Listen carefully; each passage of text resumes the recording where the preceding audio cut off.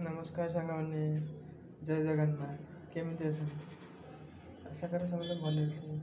ଆଉ ଗୋଟେ ନୂଆ ବ୍ଲଗ୍କୁ ମୁଁ ସ୍ୱାଗତ କରୁଛି ଆପଣଙ୍କୁ। ଆଜିକାର ବ୍ଲଗ୍ର ଏଇଆ ମୋଟିଭ୍ ହେଲା ଯେ ସବୁ ମାୟାରେ ମାୟା।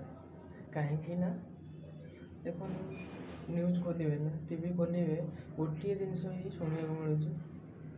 କିଏ କାହାକୁ ନେଇକି ପଡ଼ିଲା, କିଏ କାହାକୁ ଭଲ ପାଇକି ଭଲ ପାଇଲା, ତା ପରର ଷ୍ଟେପ୍ଟା କ'ଣ ହେଉଛି ନା କିଛି ଦିନ ଗଲା ପରେ ସେ ତାକୁ ଛାଡ଼ି ପଡ଼ିଲା, ସେ ହାରାସ ହେଇକି ସେ ସୁସାଇଡ଼୍ କଲା। ଏଇଟା ହେଉଛି ସବୁଠାରୁ ଆଜିକାର ଟ୍ରେଣ୍ଡିଂ ନ୍ୟୁଜ୍। ମାନେ ନ୍ୟୁଜ୍ ଖୋଲିବେ ତ ନିହାତି ଗୋଟିଏ ଦୁଇଟି ଏଇ ନ୍ୟୁଜ୍ଟି ଶୁଣିବାକୁ ପାଇବେ। ହେଉଛି ନା ପ୍ରେମ ପାଇଁ ସମସ୍ତେ ସକ୍ସେସ୍ ହେଲେ ତ ଠିକ୍ ଅଛି, ନହେଲେ ମରିଯିବା। ଲାଷ୍ଟ ତାଙ୍କର ହେଉଛି ଗୋଟେ ମାନେ ବିକଳ୍ପ ମରିଯିବା। କିଛି ତା ଦେହରେ ମାନେ ସବୁ ପ୍ରୋବ୍ଲେମ୍ ସଲ୍ଭ ହେଇଯିବ। ଆରେ ସେମାନେ ଯଦି ତୁମର ଭାଇ ମରିବାକୁ ଇଚ୍ଛା, ତାହେଲେ ଦେଶ ପାଇଁ ମର, ନିଜ ପରିବାର ପାଇଁ କିଛି କରିକି ମର। ଅଯଥାରେ କିଛି ଯେଉଁଥିରେ ମିନିଂ ନାହିଁ, ଭ୍ୟାଲୁ ନାହିଁ, ସେଥିପାଇଁ ତୁମେ ସୁସାଇଡ଼୍ କରିଦେଉଛ। କ'ଣଟା ଲାଭ ମିଳୁଛି ତା ଦେହରେ? କିଛି ଫାଇଦା ମିଳୁଛି? କିଛି କାହାର କିଛି ଯାଉନି।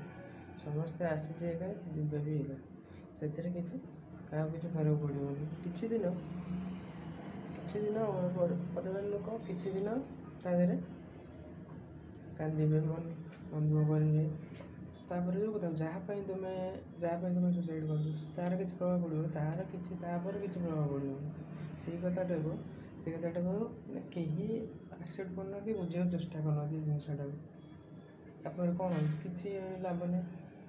ଏଇଟା ସବୁଠାରୁ ଆଜିକା ଡେଟ୍ରେ ଖୋଲିବେ ତ ଆପଣମାନେ ଟିଭି ଖୋଲିବେ କି ମୋବାଇଲ୍ ୟୁଟ୍ୟୁବ୍ ଦେଖିବେ, ଯେଉଁଥିରେ ସୋସିଆଲ୍ ମିଡ଼ିଆରେ କରିବେ, ସବୁଥିରେ ଏଇ ନ୍ୟୁଜ୍ଟି ହିଁ ଆସୁଛି।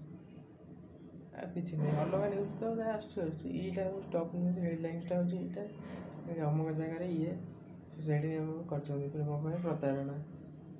ଏଇଆ ହେଉଛି ଆଜିକାଲିର ଯୁବପିଢ଼ିର ପ୍ରେମ। ରହିଲି ଭାଇ, ଧନ୍ୟବାଦ। ଜୟ ଜଗନ୍ନାଥ।